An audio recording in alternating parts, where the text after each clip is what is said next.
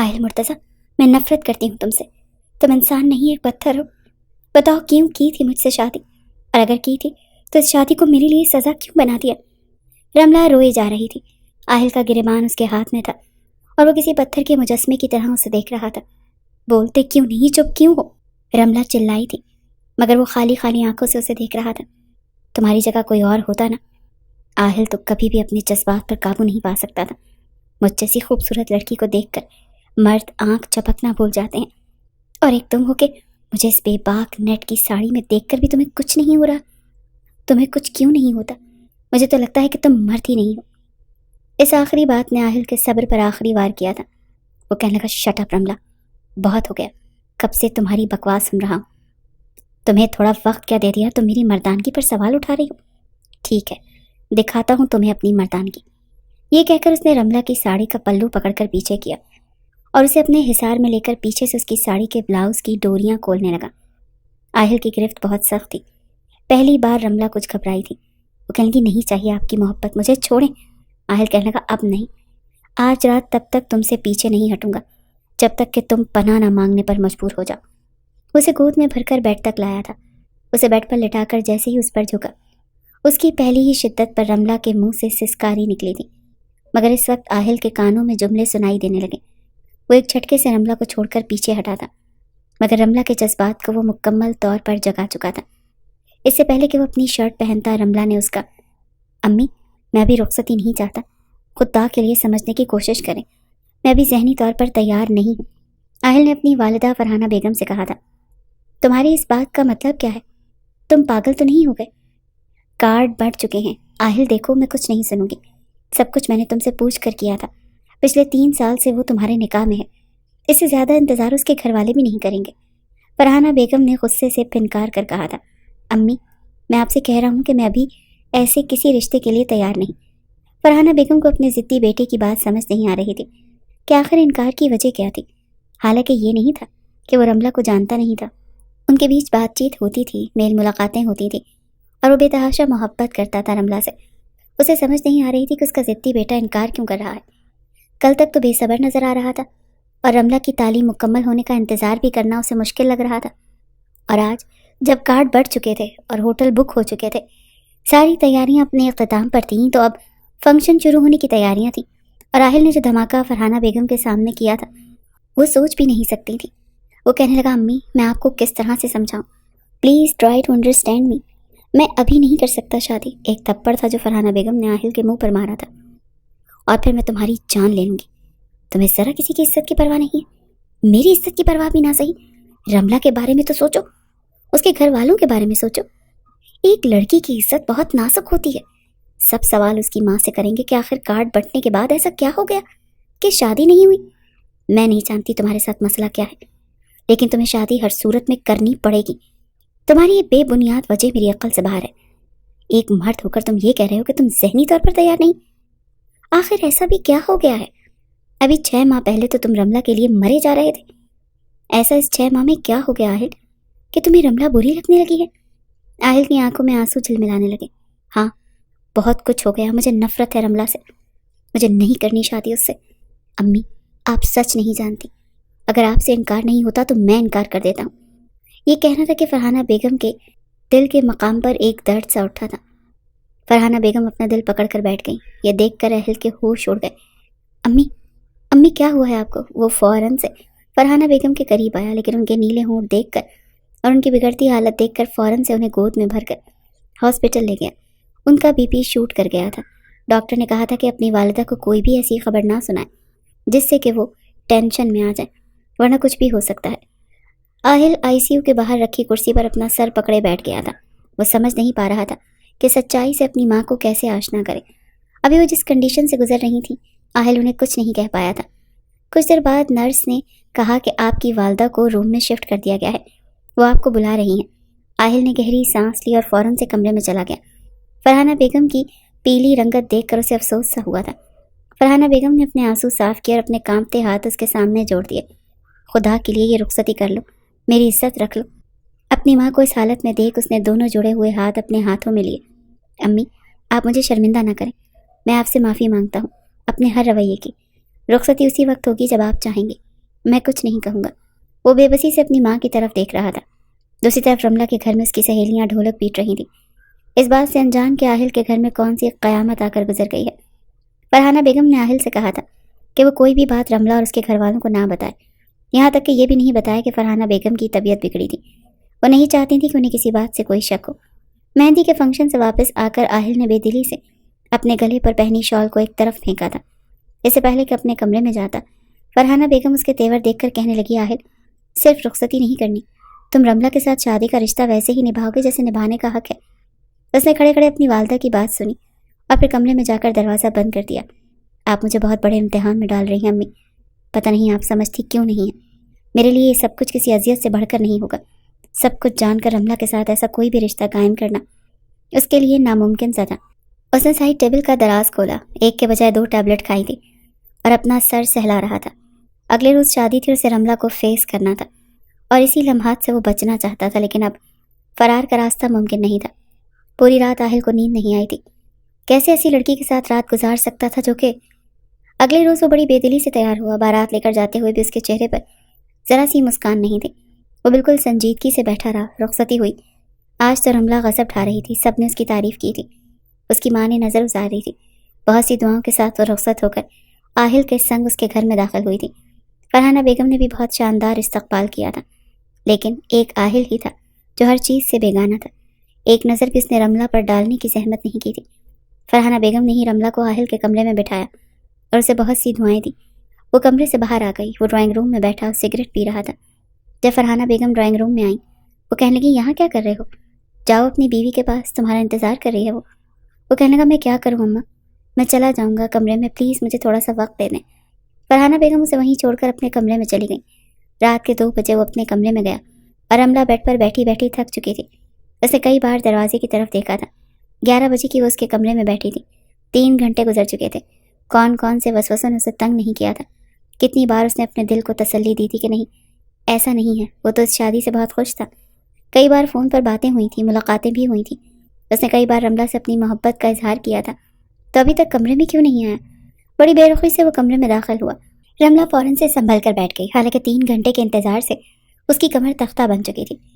کچھ ناراضگی تھی لیکن کچھ کہا نہیں۔ کمرے میں آتے ہی آہل نے اپنی شیروانی کے بٹن کھولے، اوپر کا کوٹ اتارا اور بڑے غصے سے اس نے صوفے پر پھینکا تھا۔ یہ دیکھ کر رملہ حیران ہوئی۔ پھر اس نے اپنی گھڑی اتاری، سائڈ ٹیبل کے پاس گیا اور اس پر پھینک دی۔ جیب سے بٹوا نکالا اور اسے بھی غصے سے پھینکا۔ پھر صوفے پر بیٹھ کر اپنے پیروں سے جوتے آزاد کیے اور پھر الماری کے پاس چلا گیا۔ اپنے نائٹ سوٹ نکال کر واش روم میں جا چکا تھا۔ دروازہ بڑی زور سے بند ہوا تھا۔ رملہ اس کے ایک ایک انداز کو حیرت سے دیکھ رہی تھی۔ پھر شاور کی آواز آنے لگی۔ آدھے گھنٹے بعد وہ واش روم سے باہر آیا تھا۔ کہنے لگا، یہ تم کیا سجی سنوری بیٹھی ہو؟ جاؤ جا کر چینج کرو، 3 گھنٹے سے بیٹھ کر تھکی نہیں تم؟ نیند نہیں آئی تمہیں چاہیے تھا کہ پہلے ہی چینج کر کے سو جاتی۔ بڑا روکھا سا لہجہ تھا۔ رملہ کی آنکھوں میں آنسو بھر آئے۔ وہ آہل سے آج کی رات ایسی تلخ باتوں کی توقع تو ہرگز نہیں رکھتی تھی۔ وہ تو باتوں باتوں میں شادی کی رات کے بڑے پلان بنا چکا تھا۔ کہتا تھا، شادی کی رات جب تم آؤ گی تو تمہاری بالکل نہیں چلے گی۔ 1 گھنٹہ تو میں صرف تمہیں دیکھوں گا، تمہارا روپ اپنی آنکھوں میں بساؤں گا، تمہارے زیورات خود اتاروں گا، یہاں تک کہ تمہارا اس سے پہلے کہ وہ کچھ اور آگے بڑھتا، رملہ اسے ٹوک دیتی تھی، مجھ سے ایسی باتیں مت کیا کرو۔ آہل ہنسنے لگتا، تو تمہیں شرم آ گئی؟ ارے جب میاں بیوی آپس میں بات کرتے ہیں نا تو سوئٹ ہارٹ ایسی ہی باتیں کرتے ہیں۔ تم میری منگیتر نہیں ہو، میری منکوہا ہو، اور منکوہا کے ساتھ ایسی چھوٹی موٹی چھیڑ چھاڑ جائز ہوتی ہے۔ آہل کی باتیں سن کر وہ ہمیشہ ہی شرمانے پر مجبور ہو جاتی تھی۔ ایسا تو نہیں تھا، ایسا تو بالکل بھی نہیں تھا۔ پچھلے 6 ماہ سے ایسا ہوا تھا کہ اس نے ایک بار بھی رملہ سے بات نہیں کی تھی۔ رملہ اگر فون کرتی تو کہتا بیزی ہوں، میٹنگ میں ہوں، رات کو کال کرتی تو کہتا تھکا ہوا ہوں، سونے لگا ہوں۔ ایسا پچھلے صرف 6 ماہ سے ہو رہا تھا، ورنہ 2.5 سال ان کے بعد اچھے اور یادگار گزرے تھے۔ کئی بار وہ ساحل سمندر پر ایک ساتھ گئے تھے، ڈھیروں باتیں ہوئی تھی۔ آہل رملہ کو تو بولنے کا موقع تک نہیں دیتا تھا۔ 6 ماہ سے بس مختصر سی بات ہی ہوتی تھی دونوں کی۔ میں بیزی ہوں، بعد میں کال کروں گا، نیند آ رہی ہے، مجھے ڈسٹرب مت کرو۔ کیا مسئلہ ہے تمہارے ساتھ؟ میں کہہ تو رہا ہوں بیزی تھا، دیکھو بار بار میں تمہیں فون نہیں کر سکتا، مجھے تنگ مت کیا کرو۔ پچھلے 6 ماہ سے متذبذب سی تھی، بار بار اپنے آپ کو اس بات پر آمادہ کرتی کہ ہو سکتا ہے وہ بیزی ہو سکتا ہے کوئی کاروباری پریشانی ہو، ورنہ ان کے بیچ تو ذرا سی رنجش تک نہیں ہوئی تھی۔ کبھی کوئی نوک جھوک ہو بھی جاتی تو رملہ فوراً سے سوری کر دیتی تھی۔ آہل بھی بات کو بڑھانے کا عادی نہیں تھا، آرام سے مان جاتا تھا۔ رملہ اگر نہ بھی سوری کہتی تب بھی وہ اس سے بات کرتا تھا، کہتا تھا میں تم سے ناراض رہ ہی نہیں سکتا، تم سے بات کیے بغیر تو مجھے کھانا ہضم ہی نہیں ہوتا، دن نہیں گزرتا، رات نہیں گزرتی۔ وہ جس آہل کو اپنے سامنے دیکھ رہی تھی اسے لگ رہا تھا وہ یکسر مختلف ہے، اور وجہ وہ بالکل نہیں جانتی تھی۔ ہمت مجتمع کر کے رملہ نے ہی بات شروع کی۔ آہل، کیا میں اچھی نہیں لگ رہی؟ اس نے بڑے دھیمے لہجے میں پوچھا تھا۔ آہل نے ایک طنزیہ مسکراہٹ کے ساتھ کہا، میں نے اتنے غور سے تمہیں دیکھا نہیں کہ تم کیسی لگ رہی ہو اور کیسی نہیں۔ پلیز مجھے سونا ہے، رات کے 2 بج رہے ہیں، جاؤ جا کر چینج کرو، اور ہاں، صوفے پر تکیہ رکھ کر سو جانا، میں بیڈ پر کسی اور کو برداشت نہیں کر سکتا۔ وہ تو آہل کا لہجہ اور باتیں سن کر پریشان سی ہو کر رہ گئی تھی۔ وہ اٹھ کر آہل کے پاس آ گئی۔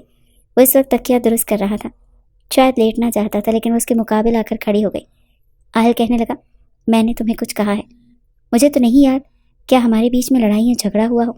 آہل کہنے لگا، میں نے کب کہا کہ ہمارا جھگڑا ہوا ہے؟ تو پھر ایسا کیوں بیہیو کر رہے ہو؟ وہ بھی آج کی رات کے لیے تو بہت خواب دیکھے تھے ہم دونوں نے۔ اور تم میرے ساتھ؟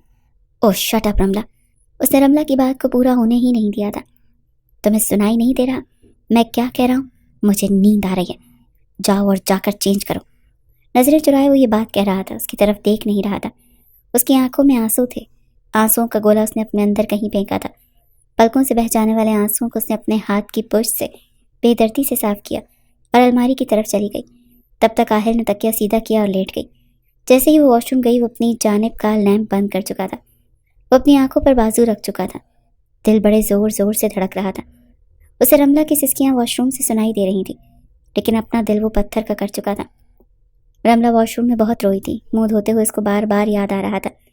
جیسا آہل نے چاہا تھا وہ بالکل ویسے ہی تیار ہوئی تھی، لیکن ایک نظر اس نے رملہ پر ڈالنے کی زحمت نہیں کی تھی، اور اس کو اپنی کوئی غلطی یاد نہیں آ رہی تھی، یا پھر ایسا بھی اس نے کیا کیا تھا؟ کچھ بھی تو نہیں۔ ان میں کوئی ناراضگی نہیں تھی، کوئی رنجش نہیں۔ آدھا گھنٹہ وہ واش روم میں روتی رہی، پھر جا کر اس کے آنسو تھمے۔ باہر آئی تو وہ سو چکا تھا، کمرے کی لائٹ بند تھی، صرف ایک لیمپ چل رہا تھا۔ اس نے اپنا روسی لباس الماری میں ہی ٹکایا، صوفے پر گری ہوئی شیروانی اٹھائی، پھر اسے بھی ہینگر میں لگا کر رکھا اور صوفے پر تکیہ رکھ کر لیٹ گئی۔ کیا کچھ نہیں سوچا تھا اس نے آج کی رات کے لیے؟ اسے سمجھ نہیں آ رہی تھی کہ آہل کا رویہ اس کے ساتھ اس طرح کا کیوں ہے۔ بڑی مشکل سے اسے نیند آئی تھی، لیکن صبح جلدی ہی وہ اٹھ گئی تھی۔ اٹھ کر نہا کر اس نے ایک فینسی لباس پہنا تھا۔ کمرے میں آہٹ کی آواز سے آہل کی آنکھ کھلی تھی۔ سامنے ہی رملہ کا نکھرا روپ دیکھ کر اس نے نظریں جھکائی تھیں۔ حالانکہ دل کی ضد تھی کہ وہ اسے دیکھے، لیکن گزرے ہوئے واقعات نے اسے اس بات کی اجازت نہیں دی۔ وہ کہنے لگا، تیار ہو کر باہر جانے سے پہلے سائڈ ٹیبل کی تلاش میں منہ دکھائی کے کنگن پڑے ہیں، وہ پہن لینا۔ بڑی خاموشی سے رملہ نے اس کی بات سنی۔ کہنے لگا، دیکھو، جو کچھ رات کو ہمارے بیچ ہوا وہ ہمارے بیچ میں ہی رہے تو زیادہ بہتر ہے۔ مجھے بہت برا لگے گا اگر تم کوئی بھی بات میری والدہ سے کرو گی۔ رملہ کہنے کی، میں آپ کے رات کے رویے کی وجہ پوچھ سکتی ہوں؟ تو کہنے لگا، نہیں پوچھ سکتی، اگر پوچھو گی بھی تو میں نہیں بتاؤں گا۔ سن لیے میرا جواب، آئندہ اس موضوع پر تم سے بات نہیں کرنا چاہتا۔ رملہ تو اس کا اسپاٹ چہرہ اور روکھا لہجہ سن کر بے یقین سی ہو گئی تھی۔ وہ تیار ہو کر کمرے سے باہر چلی گئی۔ کچھ دیر بعد آہل بھی نہا کر شلوار قمیص پہن کر باہر آیا، اپنی والدہ سے مسکرا کر ملا جیسے سب کچھ ٹھیک ہے۔ زبردستی کی مسکراہٹ رملہ نے بھی اپنے چہرے پر سجائی ہوئی تھی۔ دونوں کو خوش دیکھ کر فرحانہ بیگم جیسے مطمئن ہو گئی تھی۔ وہ آہل سے کہنے لگی، اب بتاؤ کہ میرا فیصلہ غلط تھا؟ وہ کہنے لگا، نہیں امی، آپ کا فیصلہ بالکل ٹھیک تھا۔ ناشتے کے دوران فرحانہ بیگم ہی رملہ سے باتیں کرتی رہی۔ ولیمے کی رسم بھی ایسے ہی ادا ہوئی تھی، اور رملہ نے اس بار خود ہی اپنا لباس بدل لیا تھا۔ جب آہل کمرے میں آیا تب تک وہ صوفے پر لیٹ چکی تھی۔ اس نے کچھ سکون کی سانس لی اور پھر نہا کر سو چکا تھا۔ دن یوں ہی گزرنے لگے تھے، لیکن رملہ بنا کسی جرم میں کاٹنے والی سزا کو سمجھ نہیں پا رہی تھی۔ فرحانہ بیگم کے سامنے وہ روز تیار ہوتی تھی۔ جب بھی آہل آفس سے آتا تو ایسے سلام کرتا جیسے کہ دونوں کے مابین بہت اچھے تعلقات ہیں۔ کبھی کبھی اپنی ماں کے سامنے سے اپنے ساتھ بھی لگا لیتا، لیکن بس صرف ماں کے سامنے یوں ظاہر کرتا جیسے کہ اس کا رویہ رملہ کے ساتھ بہت اچھا ہے، لیکن کمرے میں وہ یوں ہوتا جیسے کوئی اجنبی ہو، جیسے رملہ کو جانتا تک نہ ہو، اور کمرے میں وہ اکیلا ہو۔ ایک نظر اٹھا کر رملہ کی طرف نہیں دیکھتا تھا۔ پہلے پہل تو رملہ خاموش رہی، بس اس کے رویے کو نوٹ کرتی رہی، پھر کئی بار باتوں باتوں میں اس سے پوچھنے کی کوشش کرتی رہی کہ آخر اس نے اسے ایسا کیا کیا، لیکن اس میں کوئی جواب ہی نہیں دیتا تھا۔ بس تکیہ درست کر کے آنکھیں بند کر کے لیٹ جاتا۔ رملہ پتھر کی نہیں تھی، 1 مہینہ گزر گیا تھا اور اس کا رویہ برداشت کر کر کے وہ تھک چکی تھی، اور آج اس نے ایک نیٹ کی ساڑی پہنی تھی۔ اسے لگا تھا اس سیکسی سی ساڑی میں دیکھ کر آہل اپنی آنکھیں جھپکنا بھول جائے گا، وہ بے خود ہو کر اس کے قریب آ جائے گا، اپنے آپ کو وہ روک نہیں پائے گا، لیکن وہ شاید پتھر کا تھا۔ ایک نظر اس نے رملہ پر ڈالی اور پھر جھکا لی۔ یہ کیا پہن رکھا ہے تم نے؟ جاؤ جا کر چینج کرو۔ نہیں، رملہ نے تن کر کہا، مجھے چینج نہیں کرنا، مجھے یہی پہننا ہے۔ رملہ دیکھو، مجھے اس قسم کے لباس پسند نہیں ہے، اور اتنی تیاری تم نے کیوں کی ہے؟ کہاں جا رہی ہو؟ تمہیں سلیے میں بڑے سخت لہجے میں اس نے کہا تھا، نہ چاہتے ہوئے بھی اپنا حق جمایا تھا۔ رملہ کہنے لگی، کہیں نہیں جا رہی، تمہارے لیے تیار ہوئی ہوں۔ تمہارے لیے؟ میں کچھ بھی پہن سکتی ہوں بند کمرے میں، تم مجھے روک نہیں سکتے۔ یہ سن کر آہل کہنے لگا، تو یہ سب کچھ میرے لیے کیا ہے تم نے؟ جی ہاں، رملہ نے دو بدو جواب دیا۔ ٹھیک ہے، میں ہی کہہ رہا ہوں، جاؤ چینج کرو۔ وہ کہنے لگی، کیوں مجھے اس طرح سے دیکھ کر کچھ ہو رہا ہے کیا؟ آہل نے جب یہ سنا تو کہنے لگا، شٹ اپ، کپڑے بدلو ورنہ میں۔ وہ غصے سے مٹھیاں بھینچ کر بولا، میں نہیں بدلوں گی۔ ایک زوردار تھپڑ تھا جو آہل نے رملہ کے منہ پر مارا تھا۔ وہ کہنے لگا، مجھے زبان دراز لڑکیوں سے سخت چڑھ ہے۔ رملہ سوچ بھی نہیں سکتی تھی کہ آہل اس کے منہ پر تھپڑ بھی مار سکتا ہے۔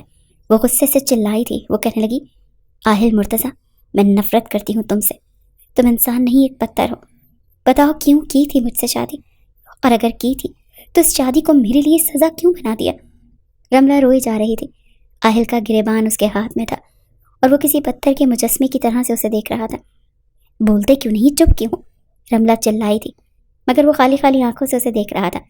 تمہاری جگہ کوئی اور ہوتا نا آہل، تو کبھی بھی اپنے جذبات پر قابو نہیں پا سکتا تھا۔ مجھ جیسی خوبصورت لڑکی کو دیکھ کر مرد آنکھ چھپکنا بھول جاتے ہیں، اور ایک تم ہو کے مجھے اس بے باک نیٹ کی ساڑی میں دیکھ کر بھی تمہیں کچھ نہیں ہو رہا۔ تمہیں کچھ کیوں نہیں ہوتا؟ مجھے تو لگتا ہے کہ تم مرد ہو ہی نہیں۔ اس آخری بات پر آہل کے صبر کا آخری وار کیا تھا۔ وہ کہنے لگا، شٹ اپ رملہ، بہت ہو گیا، کب سے تمہاری بکواس سن رہا ہوں۔ تمہیں تھوڑا وقت کیا دے دیا؟ تم میری مردانگی پر سوال اٹھا رہی ہو؟ ٹھیک ہے، دکھاتا ہوں تمہیں اپنی مردانگی۔ یہ کہہ کر اس نے رملہ کی ساڑی کا پلو پکڑ کر پیچھے کیا اور اسے اپنے حصار میں لے کر پیچھے سے اس کی ساڑی کا بلاؤز کی ڈوریاں کھولنے لگا۔ آہل کی گرفت بہت سخت تھی۔ پہلی بار رملہ کچھ گھبرائی تھی۔ وہ کہنے لگی، نہیں چاہیے آپ کی محبت، چھوڑیں مجھے۔ آہل کہنے لگا، اب نہیں، آج کی رات تب تک تم سے پیچھے نہیں ہٹوں گا جب تک کہ تم پناہ نہ مانگنے پر مجبور ہو جاؤ۔ اسے گود میں بھر کر بیڈ تک لایا تھا۔ اسے بیڈ پر لٹا کر جیسے ہی اس پر جھکا، اس کی پہلی ہی شدت پر رملہ کے منہ سے سسکاری نکلی تھی، مگر اس وقت آہل کے کانوں میں کچھ جملے سنائی دینے لگے۔ وہ ایک جھٹکے سے رملہ کو چھوڑ کر پیچھے ہٹا، مگر رملہ کے جذبات کو وہ مکمل طور پر جگا چکا تھا۔ اس سے پہلے کہ وہ اپنی شرٹ پہنتا، رملہ نے اس کا گریبان پکڑ لیا تھا۔ وہ کہنے لگی، کیوں کر رہے ہو میرے ساتھ اس طرح؟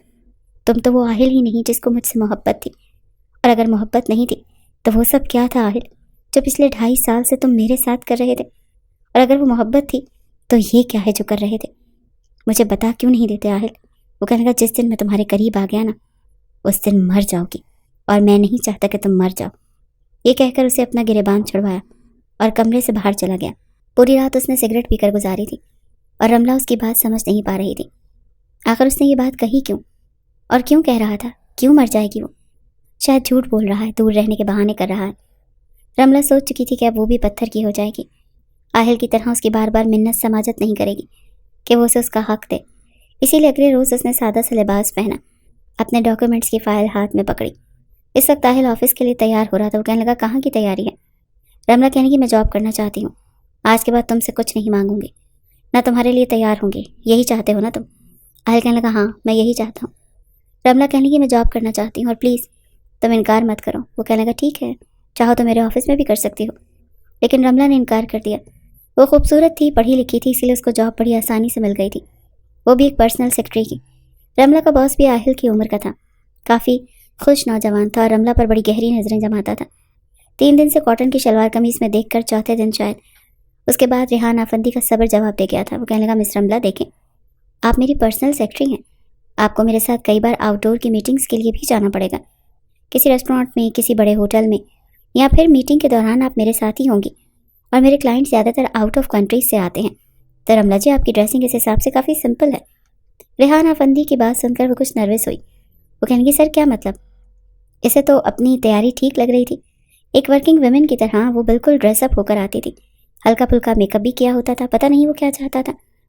ریحان نے گہری سانس لی اور اپنی کرسی سے کھڑا ہو گیا، پھر اس کے پاس آ گیا کہنے لگا یہ جو سر پر دوپٹہ ہے نا یہ میرے لیے بڑی مشکلات پیدا کر دے گا، سو اسے آپ آفس کے دوران مت پہنا کریں، اور دوسرا آپ کا یہ ڈھیلا ڈھالا سا لباس دیکھیں، آپ خود سمجھدار ہیں، میں ایسی بات کروں گا تو شاید آپ مجھے غلط سمجھیں، لیکن میں بھی کیا کروں، جاب کی ریکوائرمنٹ ہی کچھ ایسی ہے۔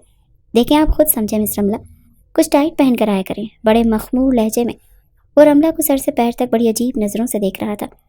رملہ کچھ گھبرائی تھی، وہ کہنے کی میں کوشش کروں گی، یہ کہہ کر وہ فوراً کمرے سے باہر چلی گئی، اور ریحان افندی کے چہرے پر ایک خباثت بھری مسکراہٹ پھیلی تھی۔ رملہ کے ڈاکومنٹس پر ابھی تک رملک کے نام کے ساتھ اس کے باپ کا نام ہی تھا، شاید ریحان اسے کنواری لڑکی سمجھ رہا تھا۔ رملہ جب اگلے روز آفس کے لیے تیار ہو رہی تھی تو اس نے اس بار چست قمیض پہنی تھی، بال بھی اپنے کھلے چھوڑے تھے، اس پر لپسٹک کا کلر بھی ڈارک تھا۔ وہ میک اپ کو آخری ٹچ دے رہی تھی جب آہل نہا کر باہر آ رہا تھا۔ وہ تولیے سے اپنے بال صاف کر رہا تھا، اس کی تیاری آج کچھ مختلف تھی۔ تولیہ اس نے بیڈ پر بے نیازی سے پھینکا۔ رملہ اسے دیکھ کر اپنا پرس اٹھا کر باہر جانے لگی۔ یہیں رکو رملہ، یہ آج کس قسم کے کپڑے پہنے ہیں تم نے؟ ویسے ہی جیسے کسی کی پرسنل سیکرٹری پہنتی ہے۔ میں اس وقت لیٹ ہو رہی ہوں، آپ کے سوالوں کا جواب نہیں دے سکتی، اور میرے خیال سے مجھے آپ کے سوالوں کا جواب دینا بھی نہیں چاہیے، کیونکہ آپ مجھے کسی سوال کا کوئی جواب نہیں دیتے۔ وہ اسے تپا کر کمرے سے باہر جا چکی تھی۔ بڑے غصے سے اس نے بند دروازے کو دیکھا، لیکن کچھ بول نہیں پایا۔ ایک دفعہ ایسا تھا کہ جس ریسٹورینٹ میں ریحان افندی رملہ کے ساتھ میٹنگ پر گیا تھا، میٹنگ ابھی آتی ہی گزری تھی کہ اسی ریسٹورینٹ میں آہل بھی میٹنگ کے لیے ہی اپنے کلائنٹس کے ساتھ آیا تھا۔ سامنے رملہ کو ریحان افندی کے برابر کرسی میں بیٹھا دیکھا، اور ٹیبل پر دھرے رملہ کے ہاتھ کے اوپر ریحان کا ہاتھ دیکھ کر اسے آگ تو لگ گئی تھی، لیکن سب کے سامنے تماشا نہیں بنا سکتا تھا۔ وہ بات تو اپنے کلائنٹ سے کر رہا تھا، لیکن نظریں اس کی ریحان کی بڑھتی ہوئی جسارتوں پر تھیں۔ وہ بہانے سے رملہ کے کاندھے پر ہاتھ رکھتا، ساتھ ساتھ سامنے بیٹھے کلائنٹ سے بات کرتا۔ رملہ کچھ نروس تھی، بار بار اس کا ہاتھ پیچھے کرتی تھی، لیکن وہ باز نہیں آ رہا تھا۔ ریحان اچھے کریکٹر کا مالک نہیں تھا، آہل اسے اچھے طریقے سے جانتا تھا۔ اپنی مٹھیاں بھینچے، پتہ نہیں وہ کیوں یہ سب کچھ برداشت کرنے پر مجبور تھا۔ اپنی بیوی کی اڑی ہوئی رنگت بھی دیکھ رہا تھا، جانتا تھا کہ وہ زبردستی بیٹھی ہوئی ہے کسی مجبوری کے تحت۔ بہت جلد اس نے اپنی میٹنگ ختم کی تھی اور باہر نکل گیا۔ واپس آفس جانے کے بجائے سیدھا گھر آیا، پھر رملہ کو کال کی۔ کہاں ہو تم؟ نہ سلام نہ خیر خیریت، سیدھا آہل نے یہی سوال کیا تھا۔ میں آفس میں ہوں اور آج کچھ لیٹ ہو جاؤں گی، ویسے بھی آپ کا کھانا میرے بغیر ہی کھاتے ہیں، اسی لیے کھانا کھا لیجیے گا، میرا انتظار مت کیجیے گا، میں کھانا کھا کر آؤں گی۔ آہل کا جی چاہا کہ فون کے اندر سے ہی اس کا گلا دبا دے۔ رملہ 10 منٹ ہیں تمہارے پاس، ڈرائیور تمہارے اس ریسٹورینٹ کے باہر کھڑا ہے، گاڑی میں بیٹھو اور گھر پہنچ جاؤ۔ 10 منٹ کے اندر اگر تم گاڑی میں نہیں بیٹھی تو پھر یاد رکھنا جو کچھ میں تمہارے ساتھ کروں گا تم سوچ بھی نہیں سکتی۔ یہ سن کر رملہ گھبرائی تھی، چاروں طرف ریسٹورینٹ میں نظر دوڑائی۔ اسے آہل کہیں نظر نہیں آ رہا تھا، کیونکہ میٹنگ کے دوران بھی آہل کی ٹیبل رملہ کے بیک سائڈ پر تھی۔ رملہ اسے دیکھ نہیں پائی تھی۔ تمہیں سنائی دے رہا ہے رملہ؟ میں کیا کہہ رہا ہوں؟ سنائی دے رہا ہے تمہیں؟ ڈرائیور باہر کھڑا ہے۔ بڑا سخت لہجہ تھا اس کا۔ رملہ نے فون بند کر دیا۔ سر میں گھر جانا چاہتی ہوں، کچھ ایمرجنسی ہو گئی ہے۔ رملہ نے بہانہ بنایا۔ او یس مس رملہ، آپ جا سکتی ہیں۔ رملہ فوراً سے باہر نکلی۔ واقعی ڈرائیور اس ریسٹورینٹ کے باہر گاڑی میں بیٹھا ہوا تھا۔ وہ گاڑی کی پچھلی نشست پر بیٹھ گئی۔ 5 منٹ بعد ڈرائیور کو فون آیا تھا۔ جی صاحب جی، بیگم صاحبہ گاڑی میں بیٹھ گئی ہیں، میں بس گھر آ رہا ہوں۔ اسے سمجھ نہیں آ رہی تھی کہ آہل نے اسے اس ریسٹورینٹ میں کب دیکھا؟ کیا اس نے اس کے پیچھے کوئی جاسوس چھوڑ رکھے ہیں؟ اور اگر ایسا ہے تو کیوں ہے؟ گاڑی 20 منٹ کے اندر اندر اس کے بنگلے کے اندر کھڑی تھی۔ وہ گاڑی سے باہر نکلی، سامنے فرحانہ بیگم کو سلام کیا اور ان کے پاس آ کر بیٹھ گئی۔ ان سے خیریت پوچھنے لگی، کھانے کا پوچھنے لگی۔ وہ کہنے لگی میں نے تو کھا لیا، لیکن آہل شاید تمہارا انتظار کر رہا تھا، ابھی تک اس نے کھانا نہیں کھایا۔ وہ کہنے لگی میں نے تو کہہ دیا تھا کہ میں کھانا کھا کر آؤں گی، اور آج سے پہلے کبھی انہوں نے میرے ساتھ کھانا نہیں کھایا، شاید انہیں بھوک نہیں ہوگی، ہو سکتا ہے کھا کر آئے ہوں۔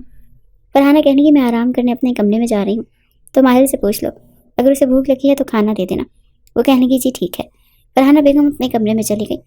رملہ جیسے ہی کمرے میں آئی، آہل کمرے کے چکر کاٹ رہا تھا۔ اسے دیکھ کر کہنے لگا کل سے نوکری پر نہیں جاؤ گی تم، جاب چھوڑ دو، لیٹر بھیج دینا، وہ بھی ڈرائیور کے ہاتھ۔ بڑا حاکمانہ انداز تھا۔ اس نے پرس ایک طرف رکھا، بنا جواب دیے الماری سے اپنا آرام دہ لباس نکالا۔ آپ کھانا کھائیں گے؟ گرم کر دوں؟ آہل کو اس نے بے تکا سا جواب دیا۔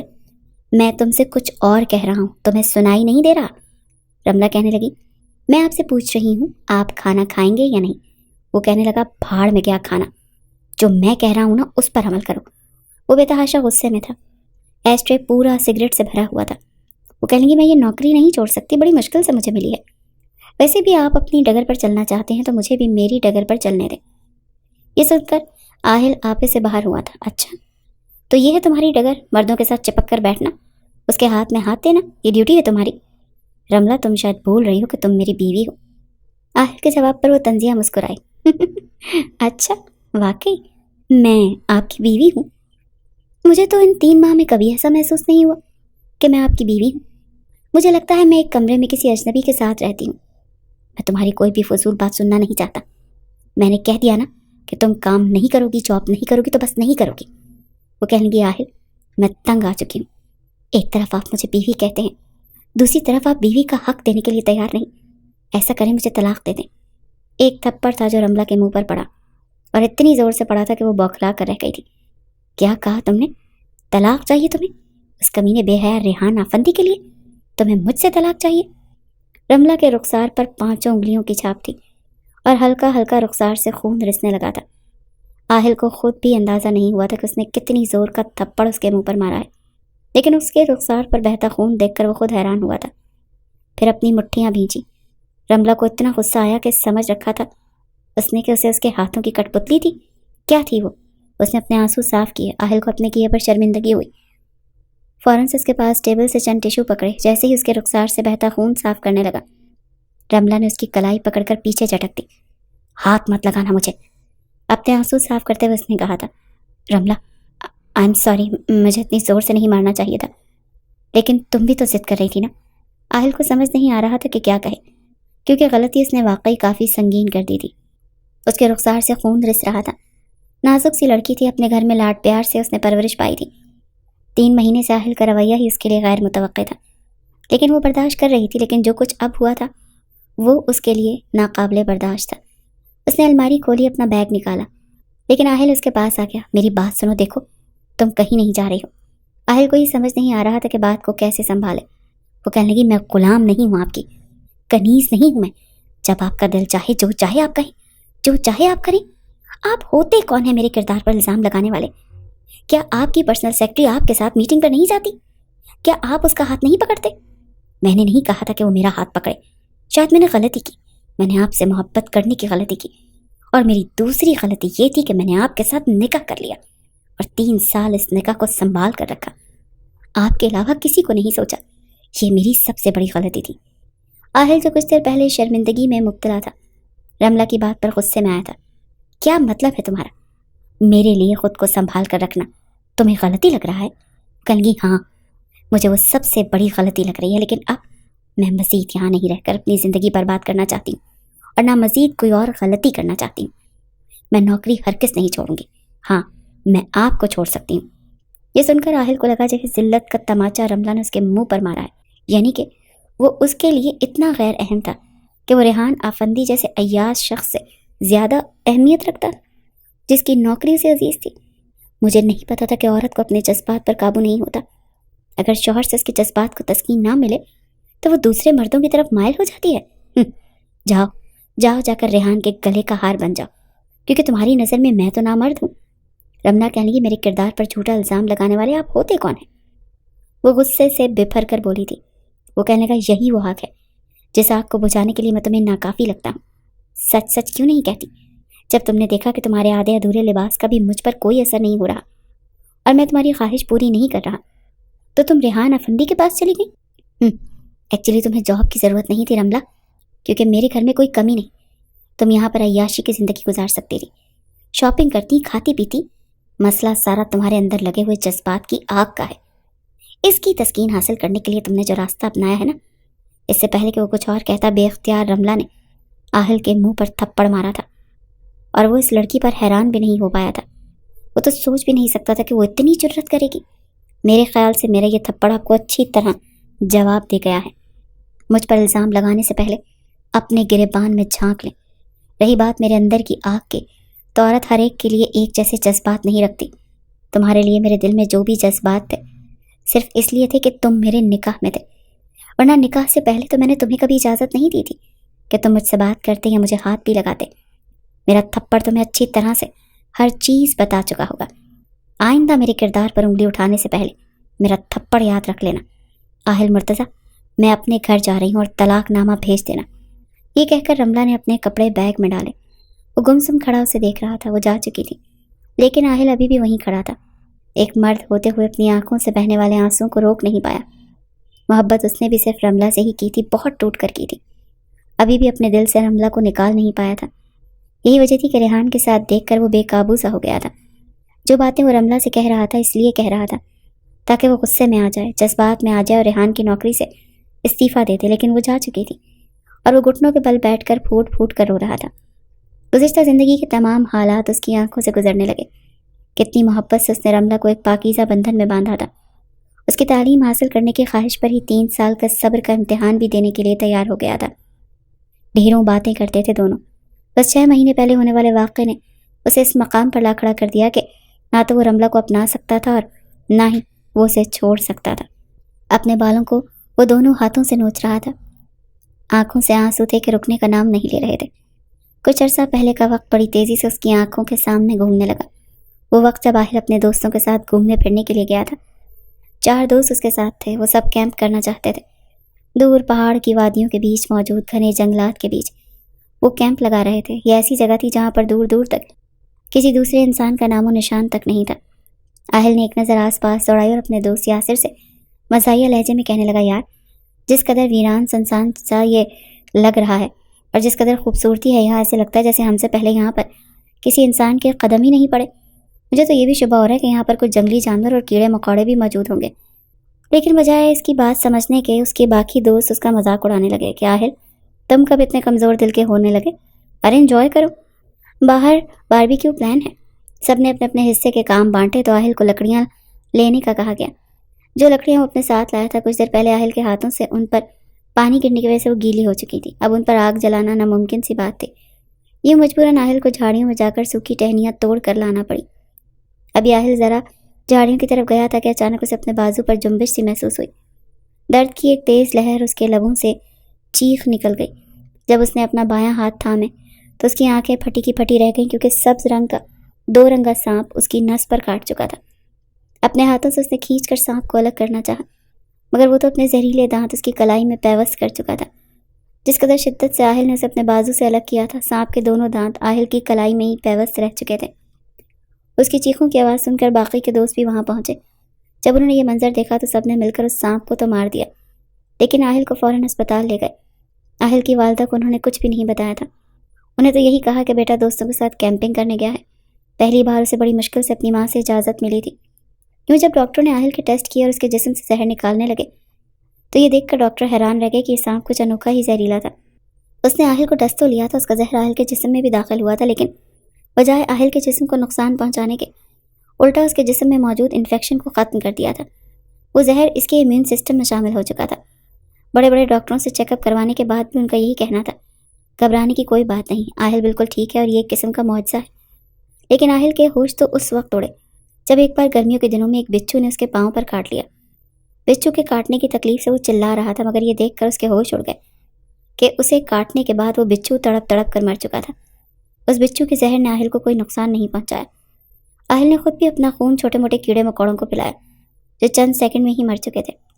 جب اس نے ڈاکٹر سے بات کی تو ڈاکٹر کا یہی کہنا تھا کہ اس سانپ کے زہر نے تمہارے جسم میں ایسا اثر کر دیا ہے کہ وہ زہر تمہاری نس نس میں شامل ہو چکا ہے۔ تم کسی کو بھی بلڈ ڈونیٹ نہیں کر سکتے، نہ ہی شادی کر سکتے ہو۔ اگر تم نے شادی کی اور اپنی بیوی کے ساتھ ازدواجی تعلقات قائم کیے تو تمہاری بیوی کی جان کو خطرہ ہو سکتا ہے۔ یہ انکشاف شادی سے کچھ ماہ پہلے ہوا تھا، جس وجہ سے وہ چاہ کر بھی اپنی بیوی کے قریب نہیں جا پا رہا تھا، خود کو رملہ سے دور رکھ رہا تھا۔ مگر اب اس کا یوں چلے جانا، وہ اپنا سر پکڑ کر بیٹھ گیا تھا۔ اپنا علاج تو وہ پچھلے 6 مہینوں سے کروا رہا تھا۔ ڈاکٹر کا کہنا ہے کہ آپ کے جسم سے زہر کو ختم کرنے میں ہمیں 1 سال بھی لگ سکتا ہے اور 5 سال بھی۔ ہم دھیرے دھیرے آپ کے جسم سے ان خلیات کو الگ کریں گے جو آپ کے جسم میں زہر کو روک کر رکھے ہوئے ہیں۔ اس کے بعد ہی آپ اپنی بیوی کے ساتھ رشتے کو آگے بڑھا سکتے ہیں۔ وہ بھی یوں ہی بیٹھا تھا جب دروازے پر دستک ہوئی۔ فرحانہ بیگم نے دروازہ کھول دیا۔ پہلی بار اپنے بیٹے کو یوں فرش پر بیٹھ کر گٹ گٹ کر روتے دیکھ کر ان کی آنکھوں میں آنسو آ چکے تھے۔ گھبرا کر کہنے لگی، یا اللہ سب خیر تو ہے؟ میرے بچے کیا ہوا ہے تمہیں؟ آہل تم ایسے رو کیوں رہے ہو؟ کہاں ہے رملہ؟ رملہ بیٹی کدھر ہو تم؟ وہ ہڑبڑا کر ادھر سے ادھر جھکی تھی، لیکن آہل اس قدر ٹوٹا ہوا تھا کہ اپنی ماں کے سینے سے لگ کر پھوٹ پھوٹ کر رونے لگا۔ وہ جو رو رہا تھا جیسے کوئی بچہ اپنی ماں سے لپٹ کر روتا ہے۔ خیر روتے روتے اس کی ہچکیاں بن چکی تھیں اور فرحانہ بیگم اپنے جوان بیٹے کو دیکھ کر کہنے لگی، بیٹا چپ کر جاؤ، میرا دل ڈوب رہا ہے، میرا سانس رک جائے گا، ہوا کیا ہے تمہیں؟ بتاؤ نا رملہ کہاں گئی ہے؟ چہرے سے آنسو صاف کر کے اس نے اپنی ماں کو بتایا کہ کچھ روز کے لیے وہ اپنے مائکے گئی ہے، فکر مت کیجیے، واپس آ جائے گی۔ بیٹا چپ کر جاؤ، مت رو۔ اپنی ماں کے بار بار پوچھنے پر بھی وہ سچائی نہیں بتا پایا تھا، بس اپنے مرحوم باپ کی یاد آنے پر رونے کا بہانہ بنا چکا تھا۔ دل کا غبار وہ آنسوں کے راستے نکال چکا تھا۔ پھر رملہ اپنے ماں باپ کے گھر تو آ چکی تھی، لیکن جیسے ہی اس نے گھر میں قدم رکھا تو سامنے رملہ کا باپ کھانس رہا تھا، بار بار سینے پر ہاتھ رکھ کر مسل رہا تھا، اور اس کی چھوٹی بہن آگے بڑھ کر انہیں پانی دے رہی تھی۔ ماں بھی پریشانی سے ہاتھ میں تسبیح لیے کھڑی تھی۔ اس نے اپنا بیگ وہیں پر رکھا اور فوراً بھاگ کر اپنے والد کے پاس پہنچی۔ کیا ہوا بابا؟ آپ ٹھیک تو ہیں؟ کیا ہوا آپ کی طبیعت کو؟ رملہ کے والد کو دمے کی بیماری تھی، 2 قدم چلتے تو سانس اکھڑنے لگتا۔ کہنے لگے، ارے بیٹی آ گئی تو؟ میں تو بس ادھر ساتھ والی گلی میں سبزی لینے گیا تھا، مگر محلے کے شرارتی بچوں نے گلی میں کتا چھوڑ دیا۔ اس نے آ کر ایک دم سے میری قمیض کھینچنا شروع کر دی۔ خود کو اس سے چھڑوانے میں ایک دم سے سانس اکھڑنے لگا۔ تم ٹھیک تو ہو نا؟ کیا اہل بیٹا نہیں آیا؟ اور یہ بیگ، کیا تم زیادہ دنوں کے لیے رہنے آئی ہو؟ رملہ کی ماں جب اس طرح کے سوالات کرنے لگی تو وہ اگلے ہی پل تھوڑی متذبذب سی ہوئی، پھر کہنے لگی، جی میں کچھ دن آپ کے ساتھ بتانا چاہتی تھی، لیکن پہلے آپ کو ڈاکٹر کے پاس لے کر جاؤں گی اور چیک اپ کرواؤں گی۔ جب وہ واپس آئی تو اپنی ماں کے ساتھ سیدھا کچن میں چلی گئی۔ اس کی ماں بھی اس سے یہی سوال کر رہی تھی، بیٹا تم آہل کے ساتھ خوش تو ہونا؟ حقیقت بتانا اسے مناسب نہیں لگا۔ اب وہ بات کو ٹال مٹول کر کے کھانے کی میز پر آ گئی۔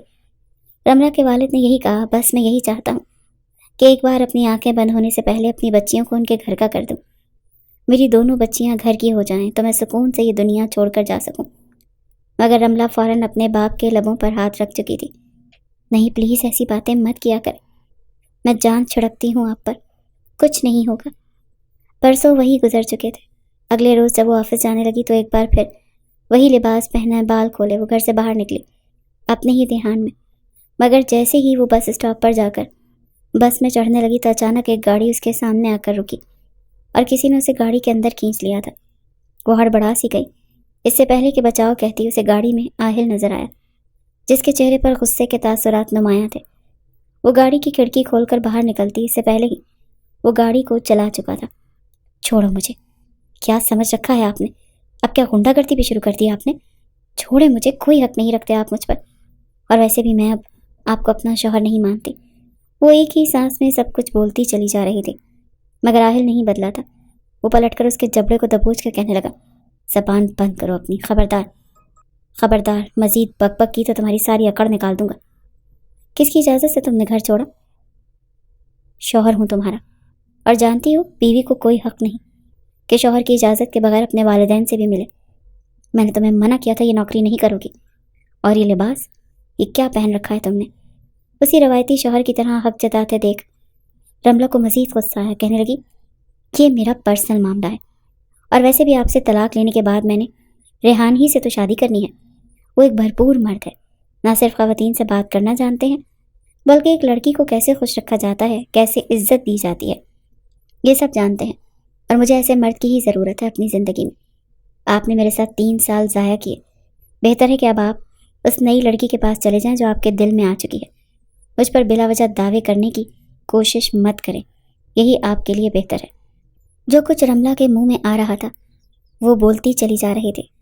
کچھ دیر تو وہ چپ چاپ اس کی ساری باتیں سنتا رہا، اور پھر گاڑی ویران سڑک پر روک چکا تھا۔ کہنے لگا، دیکھو لڑکی، میں نے تم سے شادی کی اور ساری زندگی تمہارے ساتھ ہی رہوں گا۔ رہی بات تمہاری اس تڑپ کی تو مجھے بار بار مت اکساؤ۔ اگر میں نے تمہارے قریب آنے کی کوشش کی تو نقصان تمہارا ہی ہوگا، اور میں تمہیں نقصان میں مبتلا نہیں دیکھنا چاہتا، کیونکہ میں تمہاری تکلیف سے گزرنا برداشت نہیں کر سکتا۔ وہ ایک طرح سے نرم پڑا تھا، اس کے کاندھوں سے تھام کر سمجھانے کی کوشش کر رہا تھا، مگر وہ اس کے ہاتھ جھٹک چکی تھی۔ مجھے واپس میرے گھر چھوڑ دیں، ورنہ میں شور مچا کر لوگوں کو اکٹھا کر لوں گی، سمجھا؟ میرا آپ سے کوئی تعلق نہیں ہے۔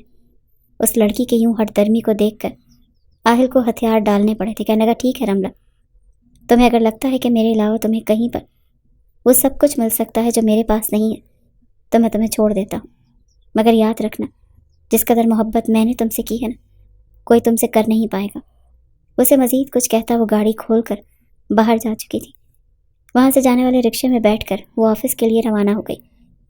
آہل کتنی ہی دیر وہاں پر بیٹھ کر اپنی کن پٹی مسلتا رہا۔ آفس پہنچ کر بڑی مشکل سے رملہ نے اپنے چہرے کے تاثرات بہتر کیے تھے۔ فوراً فرحان نے اسے اپنے آفس میں بلا لیا تھا۔ سر سے لے کر پیر تک اسے دیکھنے کے بعد اس کے اندر کے جذبات بھڑکنے لگے۔ آج تو وہ سوچ چکا تھا کتنی آسانی سے اس لڑکی کو ہاتھ سے جانے نہیں دے گا۔ فوراً سنجیدگی سے کہنے لگا، مس رملہ، جلدی سے میری بلو فائل اٹھا کر لائیے، ہم ایک ضروری میٹنگ کے لیے جانا ہوگا، کلائنٹ ہمیں ہوٹل میں بلوا رہے ہیں۔ رملہ جو پہلے ہی اپنے شوہر کے بارے میں سوچ سوچ کر ہلکان ہو رہی تھی، غائب دماغی میں ایک فائل اٹھائی اور باس کے ساتھ ایک گاڑی میں بیٹھ کر روانہ ہو گئی۔ وہ جن نظروں سے اسے دیکھ رہا تھا اسے بالکل انجان تھی۔ وہ چلتا ہوا اسے ہوٹل کے کمرے میں لے آیا تھا۔ جیسے اس نے کمرے میں قدم رکھے تو وہاں پر اس کے اور فرحان کے علاوہ اور کوئی بھی موجود نہیں تھا۔ وہ تھوڑی سی ہڑبڑائی پھر کہنے لگی، سر باقی کے لوگ کہاں ہیں اور یہ میٹنگ یہاں روم میں کیوں ہو رہی ہے؟ فرحان کہنے لگا کہ یہ میٹنگ ہے، وہ بھی کچھ دیر تک آتے ہی ہوں گے، تم تب تک یہ ڈرنک انجوائے کرو۔ اس کے ساتھ ہی صوفے پر وہ بیٹھ چکا تھا اور وہ بار بار اس کے حسن کی تعریفیں کر رہا تھا۔ دل ہی دل میں اسے بھی خوشی محسوس ہو رہی تھی جب باتوں ہی باتوں میں وہ گھونٹ گھونٹ اس ڈرنک کو پینے لگی۔ ابھی ایک ہی گھونٹ اس کے حلق سے اترا کہ اسے اٹھنے والی عجیب سی کڑواہٹ نے اسے تھوکنے پر مجبور کر دیا، ساتھ ہی اسے چکر بھی آنے لگے۔ مزید ریحان سے برداشت نہ ہوا تو اسے باہوں میں بھر گیا، کہنے لگا کہ لمحات کے لیے تو میں کب سے ترس رہا تھا، تم جیسی نازک کلیوں کو مسلنا تو میرا پسندیدہ مشغلہ ہے۔ یہ کہہ کر وہ مزید قریب آیا اور اپنے چہرے کو اس کے کاندھے پر رکھ کر وہ اس کے وجود سے اٹھنے والی خوشبو کو محسوس کر رہا تھا۔ خوف کے مارے رملہ کانپ رہی تھی، وہ خود کو چھڑوانا چاہتی تھی مگر وہ اس پر حاوی ہو رہا تھا۔ تبھی دھڑلے سے دروازہ کھلا، وہاں پر غصے سے بکھرا ہوا آہل کھڑا تھا۔ آہل مرتضیٰ نے اپنے سامنے صرف ایک لمحے کے لیے جو منظر دیکھا تھا، پھر آستینے چڑھا کر کہنے لگا، کمینے، مجھے پتا تھا تو میری عزت پر ڈاکہ ضرور ڈالے گا۔ کیا سمجھتا تھا تیرے لیے یہ اتنا آسان ہوگا؟ ہرگز نہیں، بیوی ہے یہ میری۔ ریحان کے سر پر تو یہ بم پھوٹا تھا کہ رملہ شادی شدہ ہے، اور پھر اگلے ہی پل وہ اس پر لاتوں اور گھونسوں کی برسات کرنے لگا، اتنا مارا کہ بیچارہ ادمرا ہو چکا تھا۔ اس کا رخ اب رملہ کی جانب تھا جو نشے میں دھت چکرا رہی تھی۔ ایک زناٹے دار تھپڑ اس کے منہ پر مار کر کہنے لگا، بے حیا لڑکی، شرم نہیں آئی تمہیں؟ تم شادی شدہ ہو کر غیر مرد کے ساتھ ہوٹل کے کمرے تک کیسے آ سکتی ہو؟ بہت تڑپ ہے نا تمہارے اندر، آج میں تمہیں بتاتا ہوں، جب مرد اپنی شدتیں لٹاتا ہے تو کیا گزرتی ہے۔ وہ اسے کھینچ کر وہاں سے لے جا چکا تھا، آپ گھر میں لا کر بیڈ پر پٹک چکا تھا۔ وہ گھبرائی ہوئی خوف کے مارے بیڈ پر گری تھی جب آہل نے اپنی شرٹ کے بٹن کھولے اور اس پر ٹوٹ پڑا۔ وہ جانتا تھا کہ اس کے چھونے سے یہ لڑکی مر بھی سکتی ہے، مگر غصے اور نفرت میں وہ ہر ایک چیز کو بھول چکا تھا۔ اپنے ہاتھوں سے اسے ہر ایک پردے سے آزاد کرتا، پوری طرح اس پر حاوی ہو گیا۔ وہ درد سے سسک رہی تھی، رملہ پناہ مانگ رہی تھی کہ مت کرو ایسا، مجھے درد ہو رہا ہے، انسان ہوں میں، کوئی پلاسٹک کا کھلونا نہیں۔ مگر وہ اس پر پوری طرح سے حاوی ہو چکا تھا، پورا کمرہ اس کی چیخوں سے گونج رہا تھا۔ پوری طرح اپنی شدتیں اس پر لٹانے کے بعد وہ اس سے جدا ہوا تھا۔ خباثت سے کہنے لگا کہ یہی چاہتی تھی نا تم، اب بتاؤ کیسا محسوس ہو رہا ہے۔ وہ اس پر اپنی شدتیں لٹا تو چکا تھا لیکن ہوش میں آتے ہی اسے احساس ہوا۔ ایک نظر اس نے رملہ کے وجود پر ڈالی جو دھیرے دھیرے نیلا پڑ رہا تھا۔ رملہ کا جسم بخار سے تپ رہا تھا، آنکھوں کی پتلیاں بے ترتیب ہو رہی تھیں۔ آہل جو بھی چند لمحے پہلے شدید غصے میں تھا یکا یک ساکت ہو گیا۔ اس کی بیوی کی حالت دیکھ کر اس کے دل میں ایک طوفان برپا ہو گیا۔ وہ گھبرا گیا، رملہ کو گود میں اٹھا کر اسپتال کی طرف دوڑا۔ اس کا فیملی ڈاکٹر جو پہلے ہی ان کا کیس دیکھتا آیا تھا فوراً پہنچ گیا۔ اس نے رملہ کا چیک اپ شروع کر دیا۔ آہل بے قراری سے اسپتال کے باہر چکر کاٹ رہا تھا۔ اتنے میں فرحانہ بیگم بھی وہاں آ گئی، وہ پریشان تھی۔ ماں نے بیٹے کا ہاتھ پکڑ کر پوچھا، مجھے بتاؤ کیا ہوا ہے، تجھے میری قسم سچ بول۔